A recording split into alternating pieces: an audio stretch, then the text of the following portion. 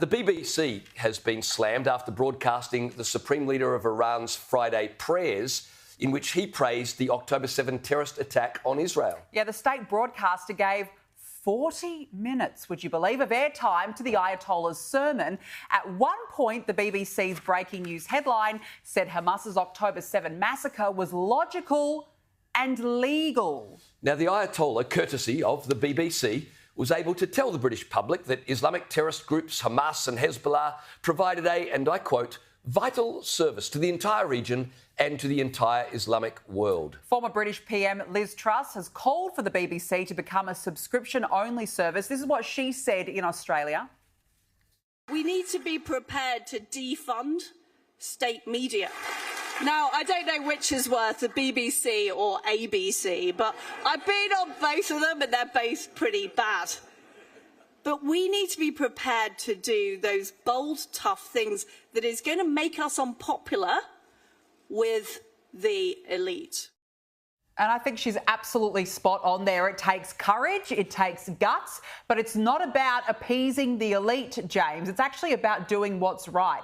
The BBC has become an absolute disgrace, and this hasn't just happened during the Middle East war. They have been going into the gutter now for years and years and years, the biased coverage. But the Ayatollah broadcasting that speech, that's a new low. Let's not forget what Iran is all about. Terrorism, hate. It's also hating on its own people as well.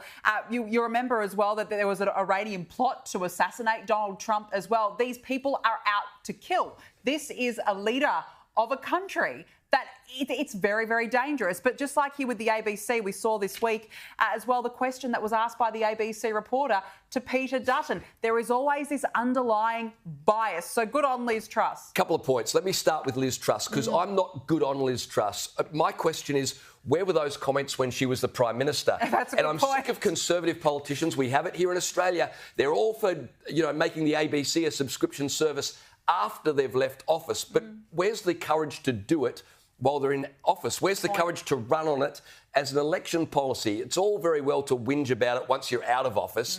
So, but with regards to the BBC, their excuse is, well, we were simply reporting the news. But here's where that falls down. Benjamin Netanyahu gave a speech at the UN General Assembly just a few days ago. And do you think the BBC broadcast that speech? No, of course they didn't. No. So they're all for just reporting the news as long as it's the news they like. And it's dangerous when a state broadcaster, you've got about 7% of the British population are Muslim. You've got a highly inflammatory situation. And the public broadcaster, taxpayer-funded, beams in the comments of the Ayatollah, who is praising terrorists. A dangerous regime. Why on earth would the public broadcaster do such a thing? No. Except they're so captured by ideology and so filled with hatred for their own civilisation. Absolutely.